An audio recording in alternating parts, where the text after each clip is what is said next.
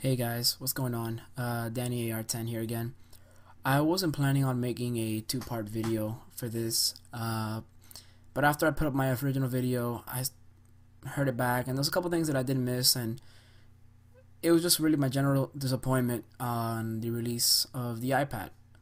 I started getting some Twitter messages and some quick emails about what I had said. Well, not in my video because it just posted up, but on my Twitter page, what I had put up, and a lot of my friends, emailing me on what I thought.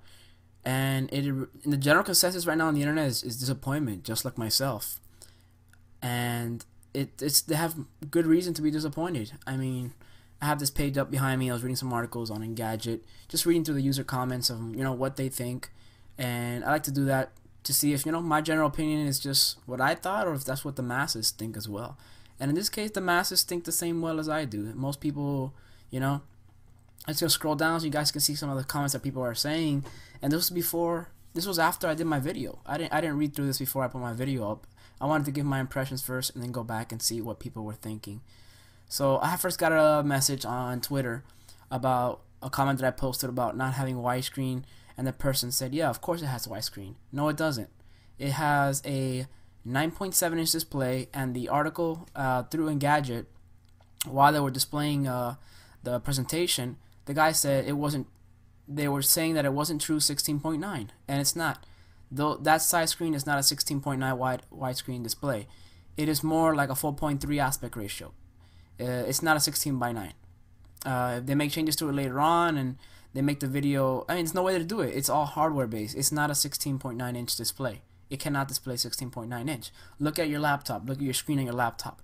The dimensions of your laptops, like your MacBooks or MacBook Pros, they're meant to do widescreen. Look at your TVs. The dimensions on the iPad, just look at it. It has weird dimensions. It looks weird. It has a huge bezel. Even if you turn it sideways, it's not even like you're making it longer like the iPhone. I have my iPhone here with me. I don't know, left. Here it is. This is a 16.9-inch aspect ratio, or widescreen. This is how it should look. When you have it like this, it's just regular. Now look at the iPad. Look at the iPad. When you turn it sideways, it's still not even a true 16.9. It almost looks more squared than a rectangle shape. And that's just one general opinion that person had. He said, yeah, it does have 16.9. No, it doesn't. It doesn't have 16 by 9 widescreen. Another thing, people are doing comparisons to the iPhone, which I did earlier, or excuse me, to netbooks as well. You can get a netbook, a $299 netbook that'll run Windows 7. It has USB connections which the iPad doesn't have. I didn't mention. No USB, no FireWire.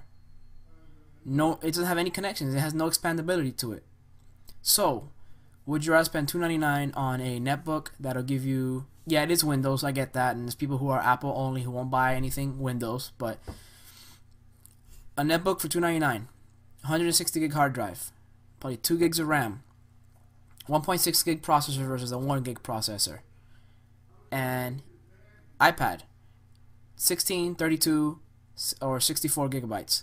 Let's put it even at the lowest price point. The $499 is still $200 more than a netbook, and you only get a 1 gig processor, 16 gigabytes of RAM, and no USB, no FireWire, no nothing. So, what do you guys think? Am I taking it too hard?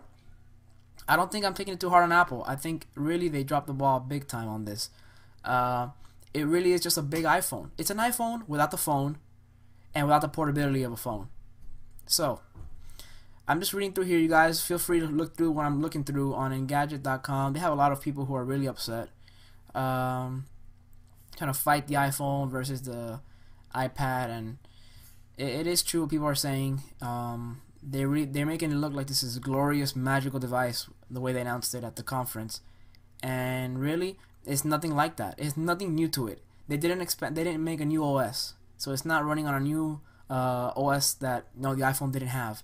It's basically the iPhone OS with new versions of apps. That's really all it is. And I'm sorry this seems like the same type of video I did earlier, but I just felt I was touching on points now that I didn't touch earlier. And feel free to do your own research, guys. I mean, you really look hard into it before you make a decision on buying one. I can see how this would be for somebody who really needs some type of tablet device. But But definitely, if you're looking into a tablet device, look into even a Windows 7 tablet, which are still much cheaper than the cheapest iPad.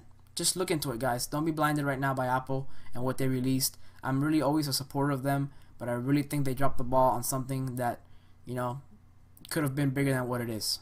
So thanks a lot. Leave your comments, rate, and please subscribe as usual.